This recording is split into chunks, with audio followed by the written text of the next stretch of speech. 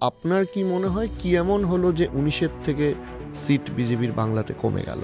একটা তো বড় যে 21 সালে আমাদের উপর যে হামলাটা এসেছিল, যে অ্যাটাকটা এসেছিল পোস্ট পোল ভায়োলেন্স, রিসেন্টলি আপনারা নিশ্চয়ই দেখেছেন যে অভিজিৎ সরকার তার খুনের মামলা ইডি চার্জশিটে একজন এমএলএর নাম চলে এসেছে, কাউন্সিলর এবং পুলিশ অফিসারদের নাম এসেছে। কারণ পুলিশ অফিসারদেরকে বলা সত্ত্বেও, জানানো সত্ত্বেও, ফেসবুক লাইভ হচ্ছে, ফোন করেছে, বাঁচাতে যায়নি ছেলেটাকে। অনেক সময় election management is a important part of the election fight.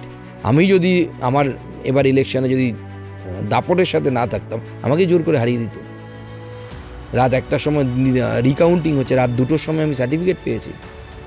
যারা বাইরে থেকে অবজারভার এসেছিলেন তারা বলছেন আমরা তো অবাক হয়ে যাচ্ছি, তারা বলছে, গল্প করছে আমার সাথে। আমি যখন কমপ্লেন করতে গেছি যে এরকম হচ্ছে স্যার দেখুন একটু, তো তারা অবাক হয়ে বলে আমরা দুপুর 2টোর সময় দিল্লিতে টাং টোপলা বন্ধ করে ব্যাগ পাটরা গুছিয়ে আমরা বাড়ি চলে যাই কাউন্টিং হয়ে। এরকম কেন হচ্ছে? মানে তারা মনে হচ্ছে দিচ্ছে এলিয়েন কালচার, এলিয়েন ডেমোক্রেসি। বাংলার প্রশাসনের মিসইউজ এমন জায়গায় পৌঁছে গেছে। আপনি দিল্লিতে যান, আপনি দেখতে পাবেন যে ওখানে লোকসভাতে তৃণমূলের এমপি, বিজেপির এমপি, কংগ্রেসের এমপি মানে এমপি, তার কোনো পার্থক্য নেই, এক ধরনের ট্রিটমেন্ট সবার সাথে।